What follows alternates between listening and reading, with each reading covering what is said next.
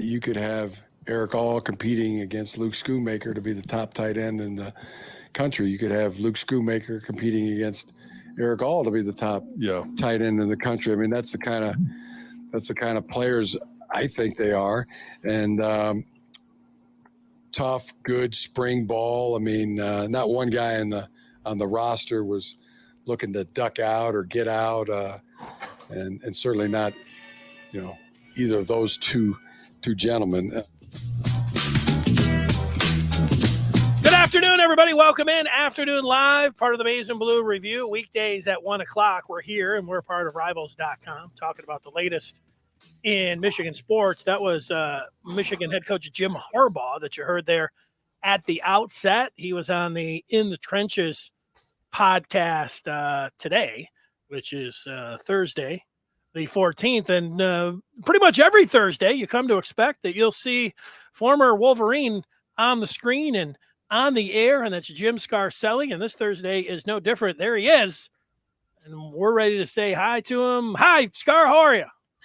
Hey, life is good, Danny. Life is good. Talking about our tight ends. Yeah, I really, those are tight ends, man. Those are not imposters. Those are guys that can block. You play tight end for Michigan, man, you better put your dirt hand in the ground and block and catch and do all kinds of stuff. But yeah, it was a great spring. You know what? Something, Danny, I want to really hit. I just thought about it. Was I think we really came out healthy. I think Jim and the coaches are smart with the amount of hitting they do in spring. Just enough. We had a good spring game. There was a lot of contact there because guys were able to make it to the spring game, finish those 15 practices. But that's smart coaching. Limit the hitting. Get guys better. I'm fired up. We last week talked about the spring game, and we were on the defensive side, and we stayed there. There was so much good information coming out. Such a good conversation, Scar, that you're dropping the knowledge left and right. That we just stayed on the defensive side of the ball, and we promised today we'd get to the offensive side of the ball. So if you want, you can always go and find the podcast, the Afternoon Live. You can look on YouTube to find it. Anywhere else that you're out there. And you want to watch it, that was from last week, and you can check that out. Michigan is now into the cycle of strength and conditioning before they get to the summer phase and then on to fall camp. How about we start right there with the tight ends? Schoonmaker, Scar, I was talking to a former teammate of yours, and he said, ask Scar if he had bigger arms than Schoonmaker has. And so let's start right there. I mean, this is, I know you stay in the gym and everything, but you're not 21 years old anymore. But Schoonmaker's got tree trunks hanging from his. He could be a tackle, man. He is put together. Whose arm's bigger? Scarcelli 85, Schoonmaker 22. Back in my day, I could hang with him. I'll tell you that. But I'm an old guy now. But yeah, he is him and all. That's where we are as a program. And we've got to get back. Jim put so many guys in the NFL at the tight end position. If coaches wanted to draft a tight end, they knew go to Stanford first. We got to get Michigan to be that school. You want to get a tight end that is a full-time blocking, catching. That's where you come. And he's recruited a lot of good young tight ends. I watched a bunch of them. They're good. They're young. They got to get more Ben Herbert. All them young guys need a little more Ben Herbert, but Schoonmaker and Alls are solid. Yeah, we got to find the third one. And I noticed that Honigsford, he looked a little leaner, Danny. I think I might have mentioned it before. He looked a little leaner because he was really just an imposter. I think, and from a different standpoint, he was a tackle. He was a 300-pound kid they put at tight end just to block, but they actually threw it to him once or twice late in the year. He looks like he's trimmed down maybe to be more of a full-time tight end that can, catch and block and do everything. But I think those are the top three going in, and that is a solid position for Michigan. Yeah, Matt Hebner, Lewis Hansen. They've got two freshmen. One of them, Loveland, was in for spring. He looked pretty good. They got Seltzer. They got a couple other guys, Bredesen, and you hear this a lot from, and it's one of those off-season things. Oh boy, you're stacked. Boy, the 2 deep, the 3 deep.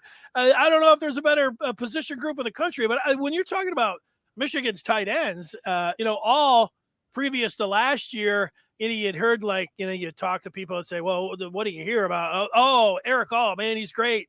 Yeah, he's a playmaker. He's gonna split the seam. They can't guard him. And then he dropped the ball a little bit 2 years ago, but last year we saw the playmaking ability. He had that the great play against Penn State where he took it the distance. What was that, 47 yards against Penn State, that 47-yard TD in the last couple minutes to win that game. That was awesome. So, yeah, they are stacked at tight end, and I'm with you, Joel Honingford, whether it's running or, he can go out and catch passes too. They look really good there. How about the quarterback position here? We didn't see J.J. McCarthy throw the ball. He was a holder. He was with the Mays team, and Cade McNamara, I think he threw the ball 4 times. And, the first one he had Donovan Edwards kind of leaking out of the backfield. I think Edwards could have caught that. You see a little bit. That could be very dangerous for Michigan.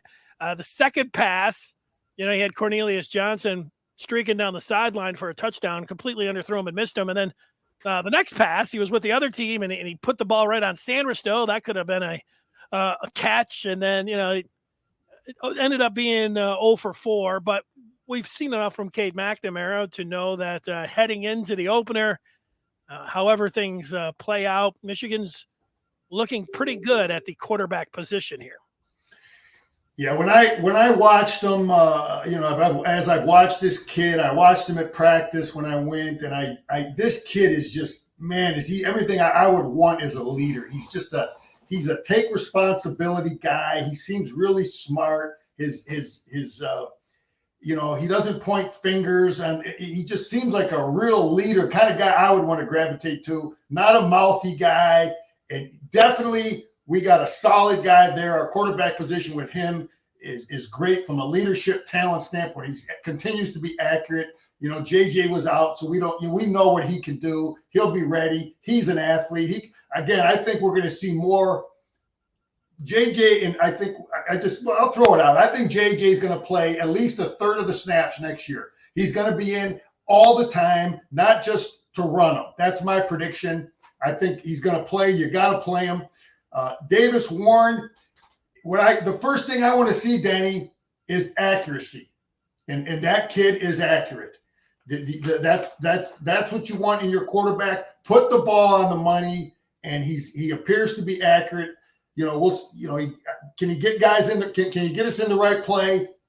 It looks like he's got average speed enough to avoid. He's not going to run like JJ. He's not going to give us some of those things. He's probably maybe a step quicker than McNamara, because those are the first 2 things I look at when I'm playing defense is the guy accurate and can he move?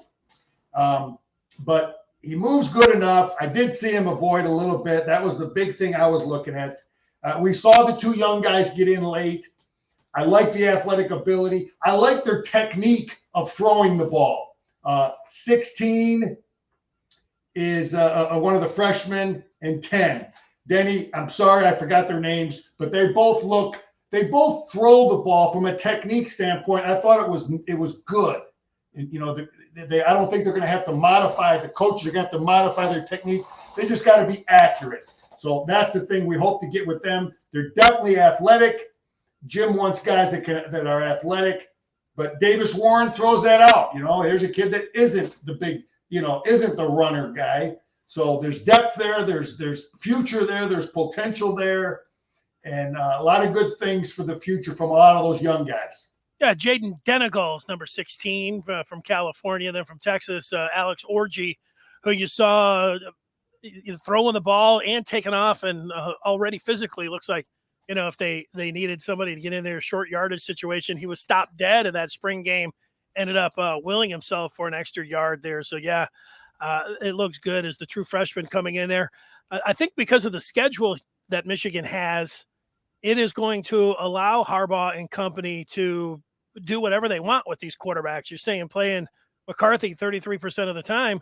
If Michigan, the best laid plans, we can, sit around and discuss them. But against Colorado State, Hawaii, UConn, and Maryland. Those 4 teams, Michigan's going to be a double-digit favorite. They should be able to get into the second half where, they're up 14, up 3-4 scores, and, you can get the backups in there. How they get, how they end up, series to series, quarter to quarter, we saw it. There wasn't really, I know you say rhyme or reason. There were different places that they inserted McCarthy in, the first play of the second half against Wisconsin, in different spots. And, they can do whatever they want that way. And the competition that everybody was looking forward to in the spring between the two didn't materialize because McCarthy couldn't throw the ball. But when they get into, I don't know where he's at with the strength and conditioning here, but I would think in the summer phase, maybe a little bit of that competition going on, certainly in fall camp. And then in those first 4 games, they can continue to compete to see, who really is going to be the guy when they have to go to Iowa City on October 1st. Yeah, I neglected to say this about JJ too. From what I see, we all just watch. We look at the clips, we hear him interviewed. He just really appears to me like a guy I want to play for too. He seems like a real team guy, and a not a me guy. So you can hear my mindset as a former player and a coach, what I'm looking for, and our quarterbacks seem to have that. And yeah, you're right, Danny. As a coach, I always like to have a few games on that schedule where you can play your whole bench. You can play a lot of guys, and that's crucial early on. And you're right. We got 3 games like that where, it could play out like that. And that's great for team morale. That's great for identifying who are your gamers, because there's a lot of young guys that are going to get to play that, you've just seen them in practice. Some of them are going to play better than you thought, and some of them aren't going to play as good as you thought when they get in the game. But I'll throw this out real quick. If I'm the schedule guy with this team Michigan has now, this is the kind of team I want to open up on the road at Oklahoma. I want to open up on the road at Texas like we go in a couple of years, because we got enough guys on defense back, but we got a quarterback back. But it didn't play out like that this year. But for me, I don't want to open up with Texas on the road in a few years, or Oklahoma with the first-year starting quarterback. But there's good depth at quarterback. And Denny, let me just say this real quick about the tight ends. People say we got depth. I see 2-3 guys. I don't want to go to Eastland, play Michigan State or or Penn State tomorrow with those young tight ends. They ain't ready. We've got the luxury with the guys we have there to develop them more. But I just saw a lot of smaller guys, not physical enough. They'll be ready in a couple of years. I just wanted to throw that out. Well, the guys that are going to be ready are the guys up front. And you've got some returning starters, Ryan Hayes at left tackle, Trevor Keegan at left guard. They bring in, they transfer from Virginia, Oluskun Oluwatimi there at center. You couldn't ask for anything better. You couldn't have heard anything better so far since he's been here, 55. For the Maize and Blue, who was in there for the spring. Right guard, Zach Zinter, who might be the best out of all of them. And I was just listening to Jim Harbaugh this morning, and he said that Trente Jones has emerged the most out of the younger players. And if you think about Jones, he was you saw him last year come in those short yardage situations where they really loaded up. I think they call it their Buffalo package. And Trente Jones out there at right tackle. And Olu, if you're saying, hey, is he a better run blocker or pass blocker? Pro Football Focus had him graded out really highly as a run blocker. And then you think about Jones. This should be a road grader type offensive line if everything stays the same to September the 3rd across the board. They look pretty good. I think you could make a case that that's the strength of the team, the offensive line. Yeah, we got some good depth there. You start with Olu, and yeah, he's not a tall kid. Sometimes, Denny, in those interior spots, defensive nose guards, centers, not being tall can be an advantage at times. But yeah, he looks solid. His technique is good. He's physical. The question at center is, who's the backup? And I think if something happened and they had to play tomorrow and something happened to Olu, I think it would be Keegan. I saw Keegan rotate in there. They had Crispin in there a little bit too. Crippen, yeah. Harbaugh I mentioned him having a good spring right behind and right there with Olu. Yep. Jim does things the same way that, when Coach Schembechler did things, the same way I did things as a coach. You got your 5 starting offensive linemen. Now you want to play, you want your best player. So your 6th best offensive lineman, he might be a right tackle, but if the left tackle goes down, he's going over the left tackle. So you want to try to keep your best players in. Sometimes those guys can play guards also, but I think Crippen. I think Keegan is the backup center from what I was seeing. I saw a pretty good difference. So I think that's the way we go because I think they have more confidence in some of the other guards more so than the young kid. Crippen will be a good player, but he's young, And Danny, I want to say this. I want to get into some of these players, but I played with a guy named Rich Stringer, big guy out of Wisconsin. He was a backup for 4 years. He started his 5th year, had a great year, got drafted 3rd round by the Lions. Started 1 year, played about 5-6 years in the NFL. There's a lot of guys on this team that are going to be really good. They just got to get more Ben Herbert. So anyway, center, I like our center situation because I saw 2 good players there with depth.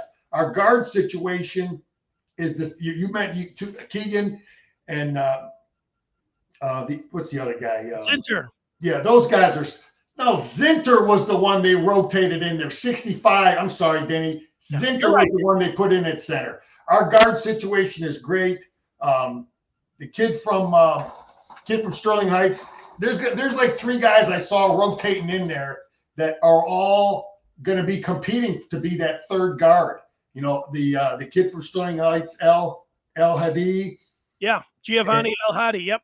Yeah, and Raheem Anderson looked like he was in there a little bit too. Anderson and Crippen. All 3 of those guys are going to be battling to see who is the 3rd guard, and they'll play with that. So all 3 of those guys are similar.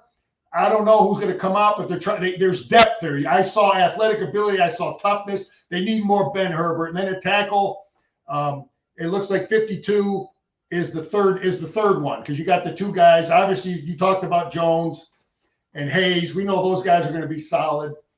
And now the third one. Who's the third one? It looked like it's Barnhart.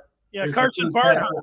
Yeah, he swing tackle. Yeah, he's the guy I think is the 3rd one if something happened. He's a solid guy. He's been around. And then they're trying to get 79 Percy ready. He probably looked like the 4th one from my evaluation. But there's good depth there. We got probably 10 guys that can play.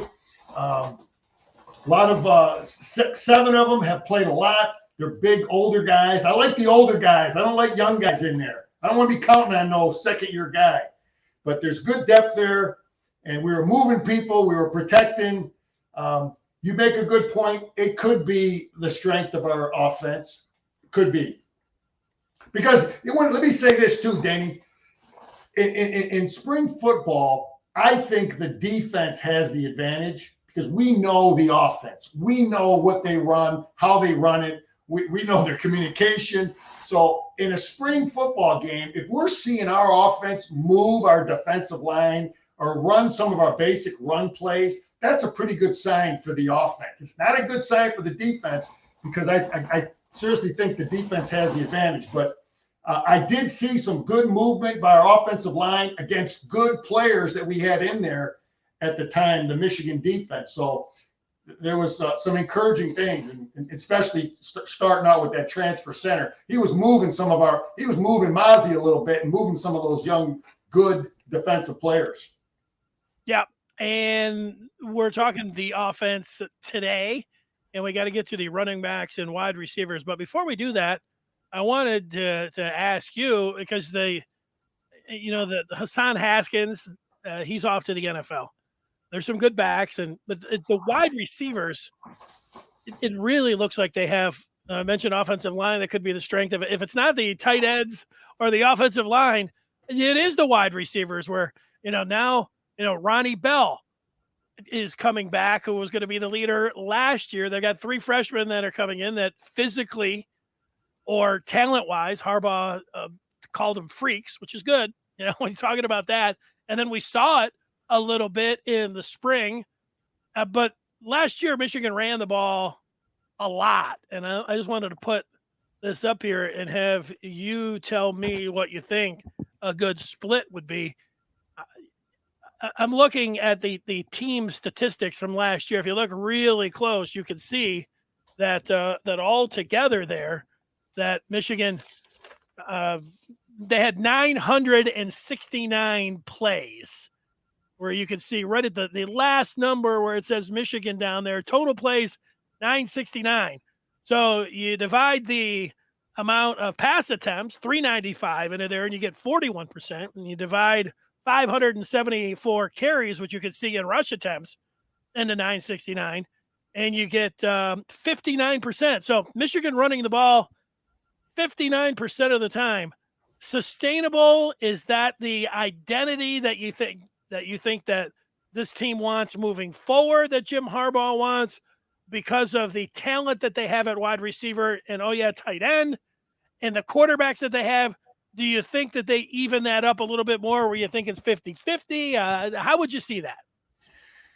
Denny, I think Jim's philosophy is, we heard him at the beginning of the year last year. People were concerned because we just ran the ball. But I think his philosophy is, similar to the people I played for. If they can't stop your power play or your zone play, then we're going to run it. And we're going to keep running it, and we're going to keep getting better at it. And we're going to run our stuff, okay? And now, so I really believe, and I think Jim does too, offensive football, a lot of it is based on what is the defense doing? If they can't stop our basic fundamental run plays, and if the only way they can stop it is they have to be dishonest by sneaking more people in to defend the run game, then we're going to throw, okay? So I think that's the philosophy, but from a recruiting standpoint, if a young receiver sees this and he understands this is what Michigan is, there are some guys, if a Clemson or Oklahoma or, the guy at USC, some of these guys that really want to air it out, some of these things could be a disadvantage for Michigan. Okay. There's no doubt there. But at the same time, the tight ends might be more looking to go to Michigan. So, but yes, Danny, to say that these splits and these percentages, there are recruits and there are people that are going to look at it. But my feeling is we want to be good in all of that. We want to be great in the spread formation when we go empty with 4 receivers and a tight end. We want to be great in that formation to give people problems when we have to throw. We want to be great with our 6 offensive linemen and 3 tight ends, or in our basic stuff like we did against Ohio State, where we had to run the ball down at the end to win the football game, to run some clock out. So we want to be able to be good in all of these. And I don't know if he really cares so much about this split as being good in both facets of the game, running the ball and passing the ball. I don't know if that makes sense to you. It does make sense. Keep doing it until they stop you, and then it can set up your passing game. All the stats there, that includes Western, Washington, and Northern Illinois. If you just look at conference games, I did the splits on that as well. Just the conference games, I think just 9. So it's still pretty similar. 57% of the time they ran the ball, where you look at even if you put, so 59%, and then it just goes down to 57%. So they stayed on the ground even when they got into the Big Ten. But I think you're right. You look at the offensive line, you look at the tight ends, and I remember the Washington game. What was it, 10-0 at the half? And I'm sitting there discussing it with some friends and folks and everything else. And I said, Michigan's got to throw the ball coming out in the second half. And they didn't come out they didn't come out throwing the ball. They came out in the first series. It was more ground and pound, but they had success, and they went right down the field, and they ended up having 56 carries for 343 yards, and it was ground and pound. But everybody's like, wow, when are they going to get the passing game going? Well, against Northern Illinois, they aired one out and had a long one. Rutgers, they struggled, but then when they needed to, and it felt like a weight off the offense's back, they went to a flea flicker against Wisconsin, and Cade McNamara was able to get that touchdown, which to me felt like it was huge for this team. It was in Big Ten play. It was against Wisconsin. It was on the road, and they came out and they made a big play in the air. Danny, I'm going to say two things too about running the ball, an offense that runs the ball. As a defensive football player, man, there ain't nothing better than playing defense for Michigan on a hot, miserable day, and your offense is grinding for 6-7 minute drives, abusing their defense, and you're cooling down, drinking water, and that's a beautiful thing. And I want to say this too. Those early games, these coaches are smart we got at Michigan. Those early games when we were pounding and grinding and getting better at running our basic stuff, running our stuff, the meat, why aren't you throwing it? But we're getting better. We're running our stuff, technique, repetitions. We're getting better at blocking our stuff. All of that we did early in the year, don't fool yourself if you don't think that was a factor when we had to do it against Ohio State that last game of the year. All those repetitions and all that confidence that you're building in your players and your offense by running that stuff against, Akron or whatever the hell we were pushing around early in the year, that stuff matters because you're just perfecting it and you're building confidence. Good stuff. Let's talk about those the running backs. They lose Haskins there. Early in the season, it was Haskins and Corum, kind of a tandem there, a 1-2 punch. Corum got banged up towards the middle of the year and end of the year, and then it ended up being the Hassan Haskins show. So Haskins is out, but we saw enough of Donovan Edwards. It's a 1-2 punch that you're talking about right now when it comes to these running backs. Both of these guys look like they could be stars. What do you think of Blake Corum and Donovan Edwards? Yeah, there's no question. Corum is a solid, tough inside runner. They'll use him on some of the flare passing. He's a good pass protector. Donovan Edwards is he's the game breaker. He gets past the linebacker. He can go the distance. He's the guy that I remember hearing Urban Meyer a couple of years ago say, Michigan doesn't have any game breakers. Their runs are all 16, 18 yards. Well, Donovan Edwards is the guy that can go the distance if he gets past the linebacker. And another thing they're going to use Donovan Edwards on, I think, is he's the guy they're going to split out. When we want to go empty, 3rd and 9, 3rd and 12 or something, and we keep certain personnel in the game, I think you're going to see a lot of Donovan Edwards lined up as a receiver because we want to do what Georgia did to us, Danny. Remember how they split out Junior Colson in coverage over that fast running back? They threw a touchdown to him. We're going to do some of that. We did it in the spring game. We got 2 solid guys. So we're good there. 22 got in there. Dunlap. He reminds me of Higdon, the old Higdon. Remember, he just looks like him. Similar moves. Same number. Yeah, we're trying to find that third guy. The Mullins kid looked really good to me, elusive. He's tough. He plays linebacker. So there are some good-looking young guys there that if I can jump in, Harbaugh just today mentioned that Khalil Mullings will stay as a two-way player. He said the same thing with Sandra Still, who is a wide receiver, and we saw as a nickel corner in the spring game. And then he also mentioned that A.J. Henning out of the backfield, Debo Samuel is the name that comes up. Cordero Patterson is, I think maybe he's just exclusively now a running back, but he wears 84. But they're talking about Henning in that role as Samuel. So there you go. After you got Donovan Edwards, you've got Blake Corum. You just talked about Tavier Dunlap. Mix in A.J. Hennings and Khalil Mullings, and there's 5 guys that you're talking about that could be running the ball out of the backfield. Yeah, and there's good depth there. There's young guys, and they've got time to develop yet. But yeah, I think we got 2 guys we know can play, and they can give us different problems for the defense. And I really like Mullins. I just like tough guys. You know, Denny, and I think the running back position is solid. We've recruited well. But getting back to the receivers real quick, you know what concern I would have just as a Michigan guy? There's so much talent there. There's so many great athletes there. Keeping all those kids here at Michigan is going to be a challenge because there's going to be serious competition. You got a lot of guys that can play, and it's going to, you know, can we keep them all there? Because there are serious athletes there. We got big, fast, athletic guys we brought in. So both those positions are stocked with good young guys, and keeping them all here, especially at the receiver position, is a challenge.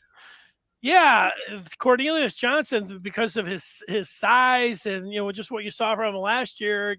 If I was answering my own question, like who's the go-to guy at wide receiver, I would look at Kojo. But with Ronnie Bell coming back, he would have been the guy last year, and you know he had the big touchdown in the first 76-yard touchdown. And the Harbaugh said today in that podcast that he thinks that Bell could be better than he was before the injury. He's coming along. He's almost 100%. That's great news. So those are, I would put down as two game breakers. And then Andrell Anthony, there's three that you're talking about there. Roman Wilson caught that touchdown in the Big Ten championship game from Donovan Edwards. I think and he caught a touchdown against Penn State. I think he might be a little bit underrated. There's four legit guys, and we hadn't talked about the trio of freshmen that Michigan and it has, and put Henning into the mix. You're right, like that. You can't get all those guys the ball. Yeah, so you know that's the challenge. That's the challenge for the Michigan the Michigan offensive coaches. If you got guys you recruited, they're receivers. I mean, I played with Anthony Carter, one of the best ever. You know, he didn't get the ball thrown to him a lot. That's just what we did. He knew it when he was getting recruited, and you know, trying to keep those receivers happy. You know, throw them the ball to them every now and then. But that's a big challenge for the coaches to get guys that want to go out there and block as receivers and maybe not get too many looks. But the great coaches find a way to do it, man. Give me a Carter story, Scar. Did Carter ever wear those tearaway uniforms in practice, or they just have those in the game? Anybody else wear those? No, just in the game. Yeah, that was a couple of years. There was a period there where those were allowed. Yeah, I think the quarterback too. I think Steve Smith wore it too. The tearaway shoes. Anthony Carter, the greatest athlete I ever seen, man. He could dunk a basketball any which way. The guy was phenomenal. Catch balls here and there. Great guy, humble guy. I got some other thoughts that I like seeing in that spring game. And there's two ways to look at it, but I like seeing some of the trick plays because everybody's looking at that film. Michigan State's going to look at that film. They saw that was our tight end alls through that pass, right? Yeah, he was one of them. Clemens, I think, threw one too, didn't he? Yeah, that stuff is good because it makes people have to deal with it. And they're going to have our spring game, and it shows that we have guys that can do it. So that was something to see. I like seeing that. You know, I talked about Stringer, you know, the old guy I played with. And there's another guy I played with, tight end, Eric Caddis. He didn't start for 4 years. He started his fifth year. And he had a long career in the NFL. So, there's a lot of these young guys, especially in the offensive line. They got to get physically bigger. It looked like another thing on the special teams. Anthony was getting a lot of he got the majority of the reps catching the punts. So maybe they're going to go away from Henning there, or they're just trying to get him ready. But Anthony was getting the majority of the punts, and that's something that was kind of a concern with Henning. He wasn't always, you know, as reliable, I think, probably as the coaching staff would have liked. I want to say this too, real quick, Danny, about Kaepernick being there. And you know, there's people got their views, whatever. You got to remember something, Danny. When you coach guys, I've coached guys for 30 years from all over. I run into these guys. I hear from some of the guys I coached. You are always the coach for your player. Always. That's your former player. You're his former coach. You're always going to do what's best for your player. and regardless of what the heck is going on. So I just want to say that's Jim's former player, and he's loyal to him, and Kaepernick is loyal to Coach Harbaugh, and they have a relationship, and I just want to say that's just him being loyal. If anything, that helps recruiting from that standpoint, that Jim Harbaugh doesn't care about what anybody thinks. He's going to be loyal to his guy. Just want to throw that out there. Yeah, I thought it was a stroke of genius in a lot of ways. You could talk about the controversy, but it had all eyes on the Michigan spring game. And I was reading some stuff about the Lions draft, and one of the writers had pointed out that they had sent somebody to Michigan to watch Kaepernick throw. Even though it was live on the Big Ten Network, you could watch the throws there, but they wanted to see him in person. Well, now how many times have you heard a scout, at a game saying, we went there for this, but then this guy jumped out. You go, there might have been a half dozen NFL guys there that otherwise would not have been at the spring game that took a look and said, hey, what about this guy?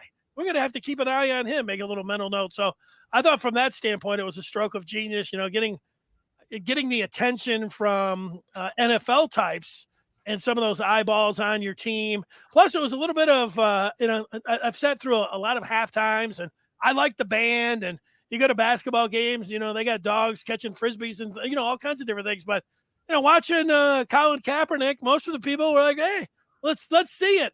I stayed in my seat. I didn't go walking around because Kaepernick was throwing. I had my camera out. I had, took a couple videos. So I thought from that standpoint, it was pretty smart. Denny, another thing, though, I was trying to get a feel for schematically, defensively and offensively. I think I talked about offensive last week. There was a couple subtle little tweaks, but the foundation is we are what we are. What Mike McDonald brought over here from the Ravens, that's what we are. And if Minter was to leave next year, we'll get another guy to run this system. And I saw a few little tweaks, but fundamentally, our system is what it is. And now we just got another year to perfect it. The downside is everybody knows what we run.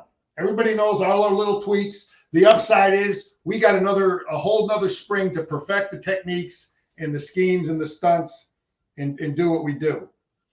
All right, we've gone through the quarterbacks, running backs, wide receivers, tight ends, and offensive line. Here's some feedback from Jason, who says, I think D. Edwards will be a tad bigger, more athletic version of Haskins.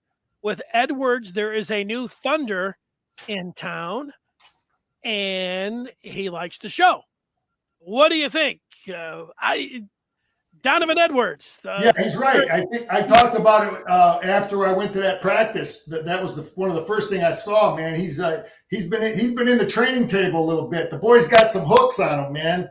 He's pumped up a little more. He's a little thicker, and yeah, you got it too, Danny. I see it, man. He looks thicker. He's a little more, be a little more physical, and. Yeah, we got a great facilities there, great strength coach. He's right about that, and that's where you really see a college football player. The biggest improvement is really from that first year to that second year. That's that you get that full year in the weight room, you get that full year eating that good training table, and that's where I think you see the biggest improvement. Yeah, I just think, I like Blake Corum. I think he gets a little bit of the short end of the stick when you talk about running backs. He was right there 1 and 1A with Haskins last year. I know he dropped 2 passes. The one in the Michigan State game was pretty glaring, and then he got hurt. So I think people might be a little bit down on him, but I think he's he's like an all Big Ten type player. Donovan Edwards, though, his ceiling. He's got NFL written all over him. You look at some of the backs in the NFL, like Aaron Jones from the Packers, guys that can run it and catch it with equal ability. You saw Donovan Edwards taking off. He had the 10 catches against Maryland last year. He could be the best running back in the country. I mean, that's how good. At least I'm not predicting that. I'm saying he's got that kind of ceiling. So I think it's lightning. You want to start talking about Tavier Dunlap or Khalil Mullings. Maybe they'll be the Thunder. they'll be looking for some of that thunder. But I think they've got lightning right now coming out of the backfield. Yeah, there's, I really like Cora, man. That kid, give me number one thing, secure the damn football. He secures the ball, okay? I want a guy that I can count on. The whole team is counting on you to secure the ball. And he pass protects like crazy. He's a tough kid. He'll get you that extra yard. He makes guys miss. He can. He might not be the game breaker like a Edwards, but boy, he does all the other stuff. Great attitude kid, tough. Yeah, he had the one drop, but I think our offensive. Again, we move that ball against some real good defensive players running the ball in that scrimmage, and that's a good thing to think about coming in, man.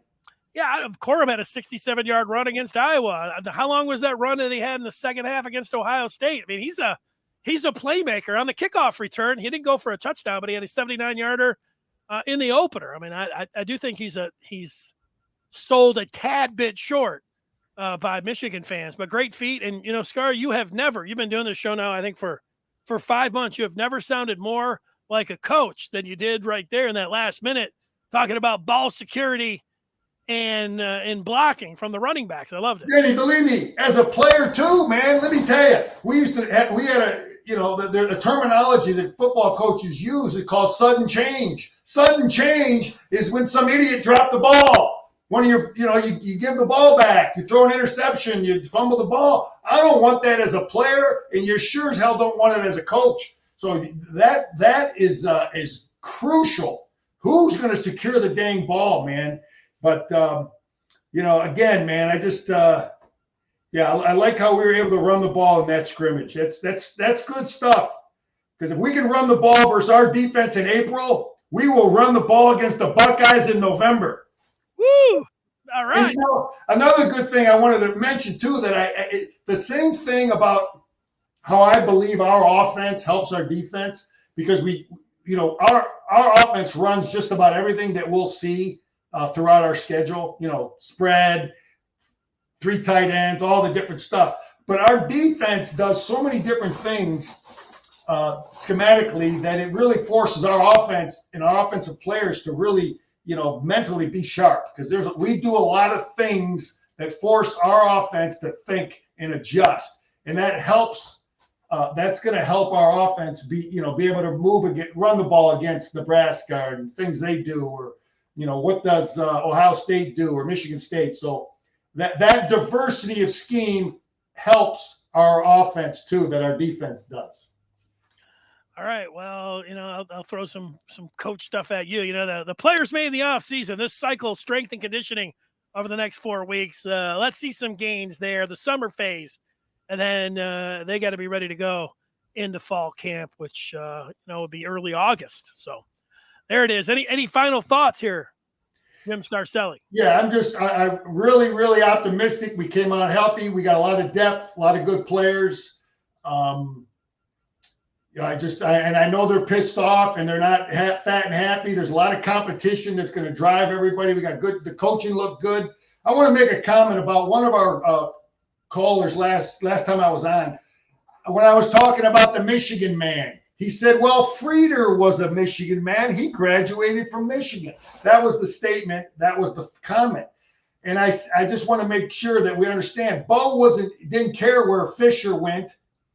He was commenting about a Michigan man, and Fisher was still employed at Michigan. So in his eyes, that was a Michigan man. Frieder was no longer employed at Michigan. He was employed at Arizona State. So he didn't consider him a Michigan man. So when you're giving the speech, when you're doing the motivating, there are no rules. You can make the damn rules. And Coach Schembechler considered Fisher a Michigan man because he was employed at Michigan. Just want to point that out in response to one of our callers and listeners, that was my take on Schembechler's response. You're a Michigan man, Scar. Appreciate the time, and we look forward to talking with you next week. Go Blue! There he is, Jim Scarcelli. I like that Valiant shirt.